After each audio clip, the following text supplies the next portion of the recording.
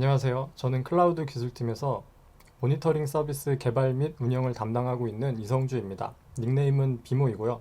이번 세션에서는 저희가 어떻게 로그 기반으로 모니터링 알람을 보내고 있는지에 대해서 소개하려고 합니다. 진행 순서는 다음과 같습니다. 저희 알람 프로세스에 대해 간단하게 소개하고 플링크 윈도우와 워터마크에 대해서 소개하려고 합니다. 로그 알람 프로세스는 아파치 플링크 플랫폼 위에서 동작하도록 설계되었습니다. 플링크는 분산 스트림 처리 플랫폼이고 플링크에 대한 전반적인 내용이나 스트림 데이터에 대한 내용은 한상윤님 발표 플링크 기반 로그 스트리밍 파이프라인을 듣고 오시면 좀 더 이해하기 편하실 것 같습니다. 데이터의 흐름을 기준으로 저희 컴포넌트를 나눠보면 다음과 같이 크게 4개로 나눠볼 수 있습니다. 수집과 알람은 이번 세션에서 집중할 부분이 아니라 간단하게 소개하면 수집은 로그를 테일링하여 라인 단위로 카프카에 저장하고 이를 플링크 지원 클래스를 통해 내부로 스트리밍하고 있습니다. 알람은 REST API 형태로 메시지를 보낼 수 있는 서비스가 이미 존재하여 이를 이용하고 있습니다. 이번 세션에서는 필터와 집계에 대해서 집중해 보려고 합니다. 저희는 필터를 JSON 형태로 다음과 같이 저장하고 있습니다. 이 필터가 하나의 알람을 만드는 기준이 됩니다. 필터에 대해서 자세히 알아보면 카운트는 듀레이션의 시간 동안 로그를 집계했을 때 알람을 보낼 조건입니다. 듀레이션은 방금 말했듯이 로그를 얼마만큼의 시간 동안 수집할지에 대한 정의입니다. 참고로 단위는 초이고요. 마지막으로 쿼리는 인입되는 로그 메시지에 대해 카운트 유무를 판단하는 기준이 됩니다. 위 필터를 말로 풀어보면 180초 동안 로그 필드의 텍스트가 에러인 메시지를 수집하다가 10개 이상이 되면 알람을 보내줘가 됩니다.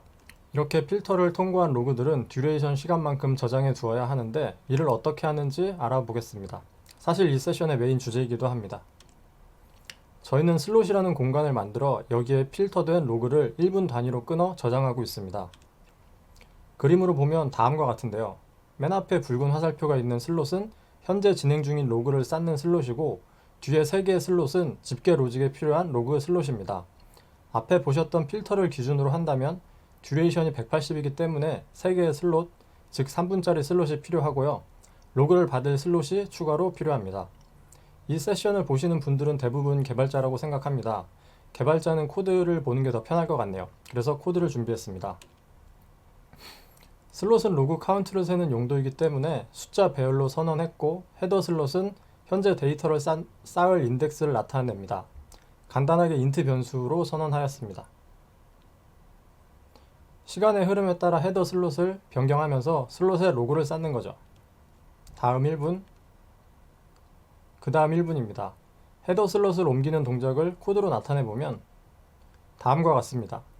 플링크를 통해 어드밴스드 메소드를 1분마다 호출해 주도록 하였습니다. 어드밴스드 메소드가 호출되면 인덱스를 앞으로 이동 후 해당 슬롯은 비워서 새로운 로그의 개수를 수집할 준비를 하는 거죠. 듀레이션 값에 의해 이미 슬롯의 개수가 정해졌기 때문에 헤더 슬롯은 배열 끝에 도달하게 되면 다시 배열의 처음으로 돌아가게 됩니다. 그래서 3분짜리 듀레이션에는 4개의 고정된 슬롯이 필요합니다. 이렇게 슬롯들에 쌓인 로그 개수의 총합이 필터의 카운터에 정의된 조건에 부합되면 알람을 보내게 되는 거죠. 저희 알람 프로세스의 전부입니다. 이게 간단하죠? 하지만 복잡한 문제가 하나 있습니다. 실제로 로그의 개수를 어떻게 세서 슬롯에 넣어줄까요? 역시 마찬가지로 코드를 보겠습니다. 어그리게이티드 로그에 get count를 하고 있습니다. 네, 갑자기 어그리게이티드 로그가 등장합니다. 필터를 통과한 로그가 들어올 때마다 해당 로직이 수행된다면 플러스 1 로직이 있으면 충분할 것 같습니다. 그런데 어그리게이티드 로그가 등장하죠. 어디선가 로그를 카운팅하고 있는 것 같습니다. 다시 처음 필터와 집계를 생각해보면 로그 엘레멘트는 쿼리 필터를 통해 집계 대상인지를 확인합니다.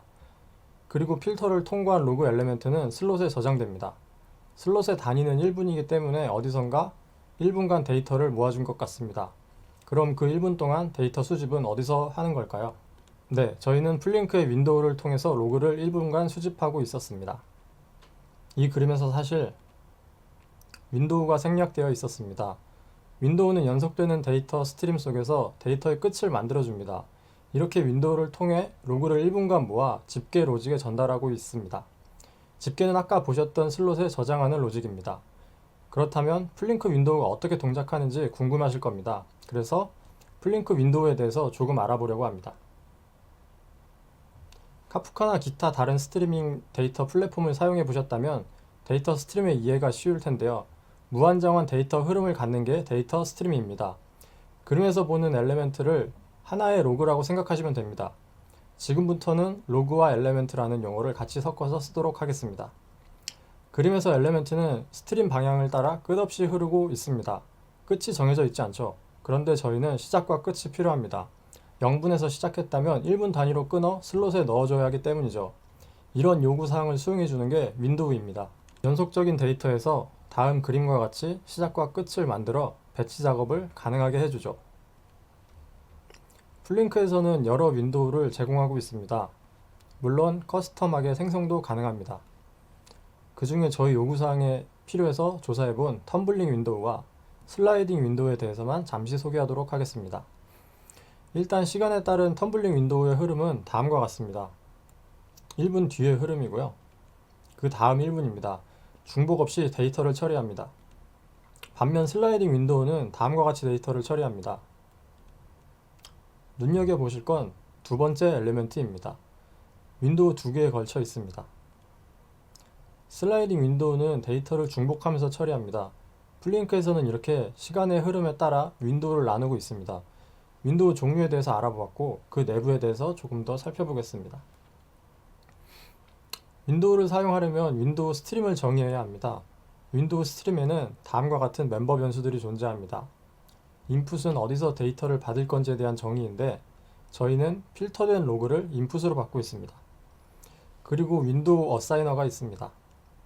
윈도우 어사이너는 엘레멘트의 윈도우를 할당해주는 역할인데 텀블링 윈도우의 경우 정해진 시각에 하나의 윈도우만 존재하기 때문에 무조건 한 개의 윈도우가 할당됩니다. 반면 슬라이딩 윈도우는 해당 시각에 여러 윈도우가 중복 가능하기 때문에 여러 윈도우가 할당될 수 있습니다. 이렇게 할당된 윈도우와 엘레멘트는 윈도우 스테이트에 저장됩니다.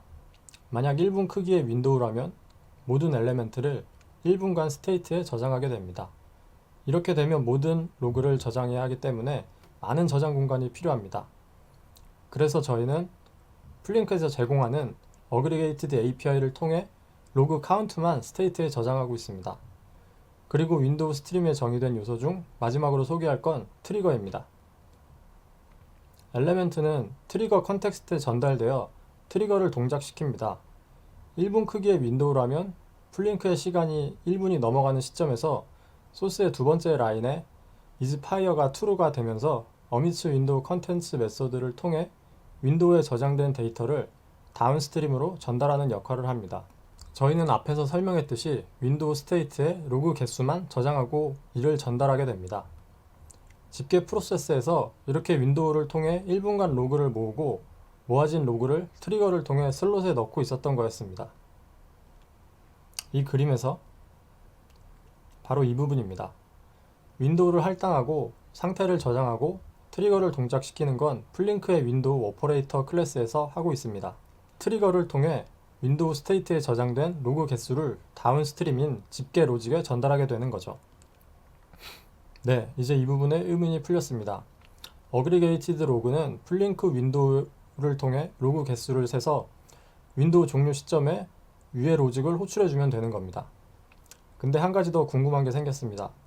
종료 시점은 어떻게 판단하고 있을까요? 그 답을 구하기 위해선 플링크의 시간 특성에 대해서 알아야 합니다. 플링크에서 시간을 제어하는 방법은 세 가지가 존재합니다. 이 세 가지를 타임스탬프 결정 기준으로 본다면 다음 그림과 같습니다. 이벤트 타임은 엘레멘트 안에 이미 정의된 타임스탬프를 이용하고 인게션 타임은 플링크의 데이터가 인입 시 타임스탬프를 만들어 엘레멘트에 주입하는 방식이고 프로세싱 타임은 동작 중인 머신의 시간을 이용하는 방식입니다. 플링크는 이 세 개 중 하나를 골라서 사용할 수 있습니다. 그럼 타임 특성별로 어떻게 윈도우의 종료 시점을 판단할까요? 프로세싱 타임의 경우 아주 간단합니다. 자바에서 제공하는 스케줄러를 이용하여 윈도우 생성 시 윈도우 종료 시각에 맞게 스케줄러의 윈도우 트리거를 등록해주면 됩니다. 그럼 머신의 시간의 흐름에 따라 스케줄러에 등록된 윈도우 종료 로직이 호출되는 거죠. 하지만 이런 방식은 몇 가지 문제가 있습니다.